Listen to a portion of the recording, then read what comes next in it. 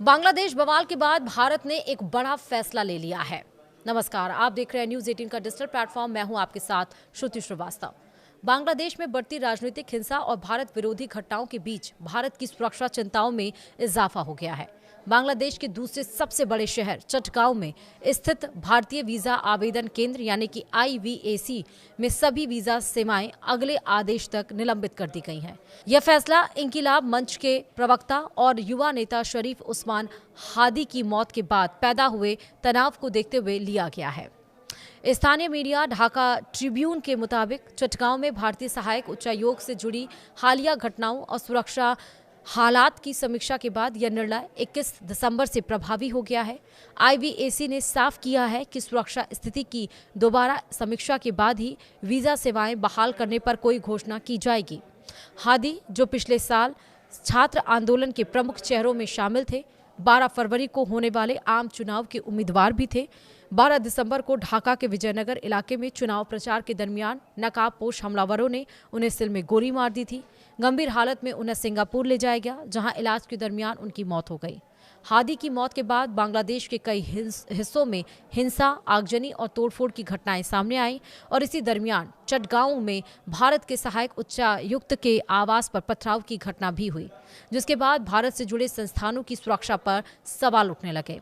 तनाव के माहौल को देखते हुए बांग्लादेश के सिलहट में भारत के सहायक उच्चायोग कार्यालय और वीजा आवेदन केंद्र की सुरक्षा भी कड़ी कर दी गई। सिलहट मेट्रोपॉलिटन पुलिस के अनुसार अतिरिक्त सुरक्षा बल तैनात किए गए हैं ताकि कोई तीसरा पक्ष हालात का फायदा ना उठा सके।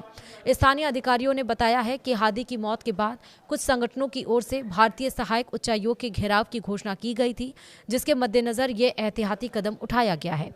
इस बीच शनिवार को राजधानी ढाका में हादी को राष्ट्रीय कवि काजी नजरुल इस्लाम की कब्र के पास दफनाया गया। उनके अंतिम संस्कार के दौरान भी कड़ी सुरक्षा व्यवस्था रही।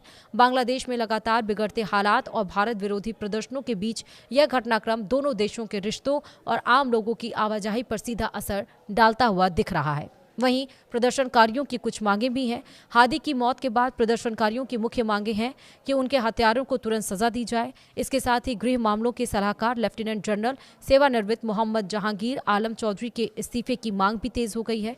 प्रदर्शनकारियों का आरोप है कि हादी को गोली मारे जाने के एक हफ्ते बाद भी आरोपियों की गिरफ्तारी नहीं हो सकी।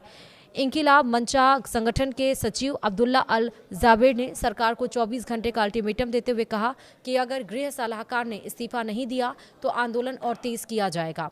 जनाजे के बाद बड़ी संख्या में लोग शाहबाग चौराहे की ओर बढ़े, जहां इंकिलाब जिंदाबाद और ढाका ढाका जैसे नारे लगाए गए। कुछ प्रदर्शनकारियों ने शाहबाग का नाम बदलकर हादी चत्तर रखने की मांग भी की है। तो वहीं बांग्लादेश के धार्मिक मामलों के सलाहकार AFM खालिद हुसैन ने पुष्टि की है कि द डेली स्टार और प्रोथोम ऑलो के कार्यालयों पर आगजनी करने वाले कई उपद्रवियों की पहचान कर ली गई है। उन्होंने बताया कि आरोपियों की गिरफ्तारी के लिए कदम उठाए जा रहे हैं।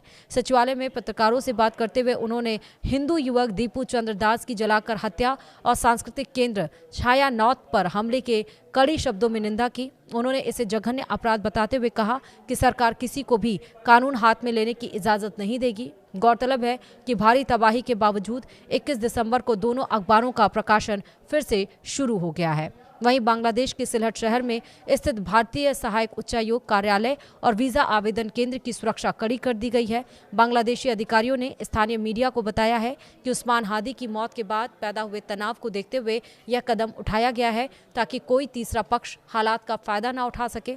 अधिकारियों के मुताबिक एहतियातन सुरक्षा बढ़ाई गई है और पूरे इलाके पर नजर रखी जा रही है।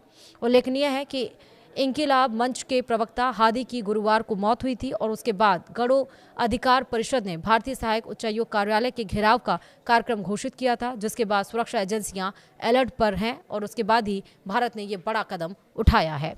वीडियो में इतना ही। नमस्कार।